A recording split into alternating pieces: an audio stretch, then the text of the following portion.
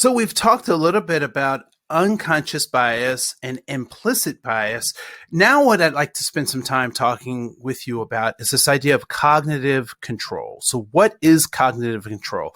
So we recognize that unconscious bias is that bias that I may not as an individual be aware of. Implicit bias is that bias that is tucked inside of our organizations, that become a part of our policies or our procedures, that we're not even really thinking about the negative impacts of these kinds of things, right? And so it's that individual bias that's been baked into our organizations. Well, ultimately, what we want is cognitive control, right? What we want is cognitive control. So the first thing that I'd like for you to do is when you look at this picture in your workbook, I want you to count the number of triangles in that first that first diagram there, right? So count the number of triangles.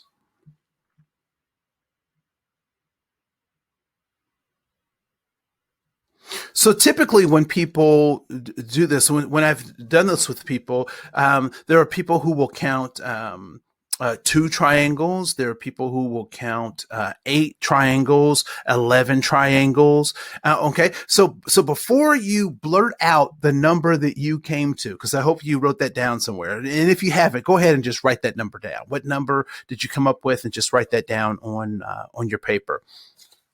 So before you blurt that out, or as you're writing that down, what I would like to do is just back up for a second and talk about what a triangle is, right? So what is it that makes up a triangle? Or what are the aspects of a triangle?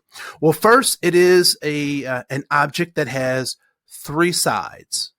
Would you agree? Yeah. So 3, right? So 3 sides. It also has 3 corners. Is that correct? Yep. So 3 sides, 3 corners, or 3 points, right? Is the triangle an open object or a closed object? Meaning, is there space to go in any of? Okay, it is a closed object. All right. So you've written the number of triangles down. We've now defined triangles. What I'd like for you to do now is to go back to that triangle and count the number of triangles given our definition. Many of you got it right away, right? There are, in fact, how many triangles? None. There are no triangles at all.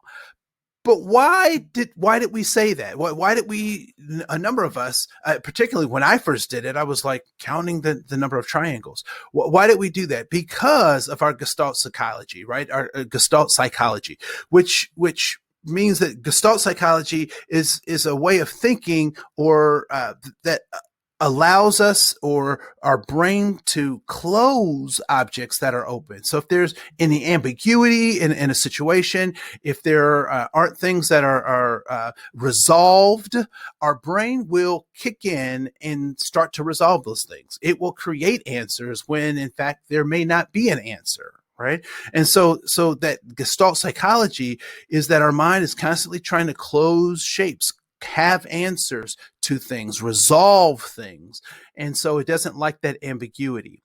However, what changed between when you first saw it and then we defined the triangle and then you reanalyzed the triangle, right? You took cognitive control. Right. So going back to a set of standards that is previously defined and weighing our observation against that standard provided us with a way to take control of our minds and have cognitive control. Right. So another way to think about cognitive control. How many people are afraid of snakes, spiders? Right. For me, it's mice, and it's not the fact that the mouse is scary to me or anything like that. It's the scurrying, right? It's the little fast movement that it does that is just unnerving. Like, ugh.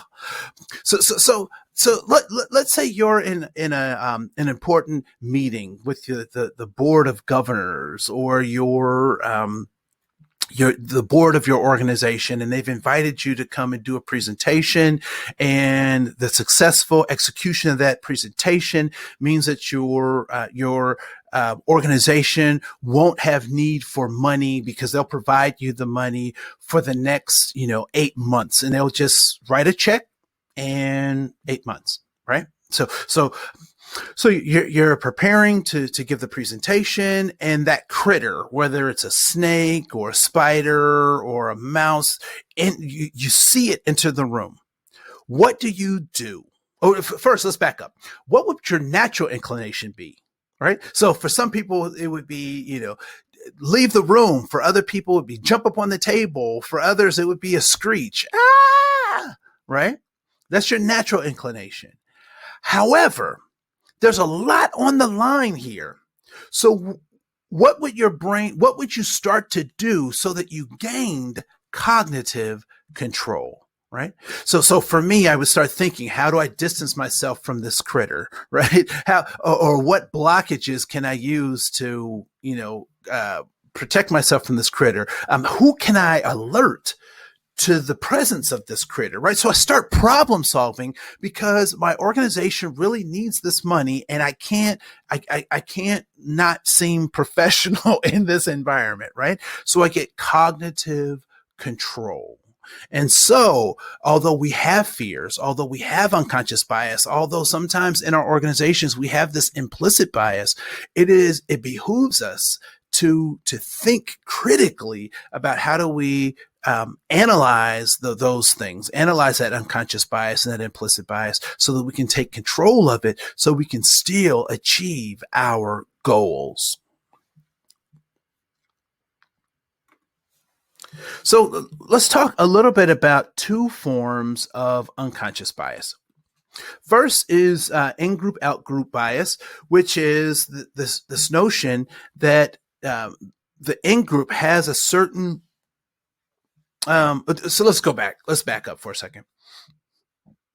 In K-12 education in the United States, what group in a high school typically gets the most benefits or the access to services, the most honor, the most praise, for a lack of a better term? It's typically the athletes, right? And so depending on where you grew up, it could be football, it could be basketball, it could be volleyball or ice hockey, right? So depending on where you are, that's kind of the hierarchy. And then there are other groups that are also in that K-12 school that don't get the same level of adoration or praise or even conversations about how they're doing and their numbers and stats, right? And so groups oftentimes, and again, this is depending on where you grew up, sometimes it's like the band club, right? Or the golf club, or the Actors Guild, right? So oftentimes the in group is perceived to be like the athletes, and then all other groups are somewhat the out groups. Well, that also happens in our organizations, right? So we have in groups and we have out groups. Sometimes they're based on race, sometimes they're based on seniority, sometimes they're based on skill, but the in group is typically seen as having favor, and the out group not so much, right? And so part of what we have to fight against is this affinity bias. And so in your workbook, there's a page that I'd like for you to work through about this in-group and out-group phenomenon.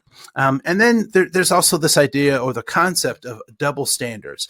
Are there ways, and you'll see this on another page in your workbook, but are there ways that we can look at the same information from two different individuals, the same information, but draw different conclusions based on how we see their presentation, right? Is that possible? And it is, and it's called double standard, right? So it's the double standard bias. And then there's also the culture fit bias. and we'll talk a little bit about the culture fit bias. And that basically is oftentimes we'll say, particularly at the end of an interview, that this person was not a good fit, which is interesting because they oftentimes we haven't shared what the fit is on the front end, but we want to judge people on the back end of not fitting in, but we've never declared or even decided among the team what we're actually looking for in terms of that fit, right? So we'll spend some time talking about that. And then lastly, in this particular section, I want to talk a little bit about discretionary effort. And discretionary effort is so you pay me to do a job, right? And I will get my paycheck if I do it at least at 75% or above. I will still get paid, right? However, most employers would suggest that they want much more than 75%. They at least want 100%.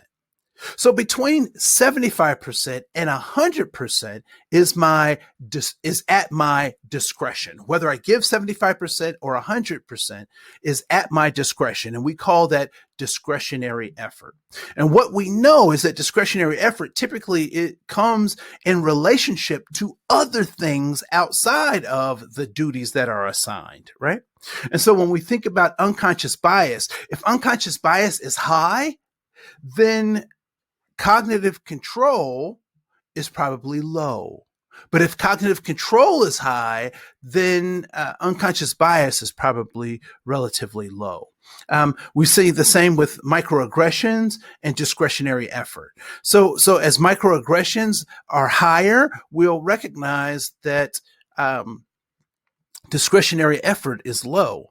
However, if we can increase discretionary effort, we recognize that can only happen when there's a decrease in microaggressions. And the same goes with conflict and communication, right?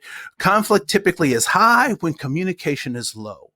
But when communication becomes high, then conflict typically is greatly reduced, right? So this idea of discretionary effort. So when we're working with people, when we're interviewing, when we're on our teams, we have to be mindful that discretionary effort is giving us information about what what the atmosphere is like within our culture, within our organization. So pay close attention to discretionary effort. And then how do we increase that discretionary effort? And then many of us may be familiar with Johars Window and blind spots. And so I'll let you spend some time in your worksheets working through this yourself. But the basic premise of this is that there are Johars Window gives us ways to think about our blind spots and how to remove those blind spots, not so that we can be judged or that we can judge others, but that we can increase our effectiveness as we move through a process of interviewing and working with people.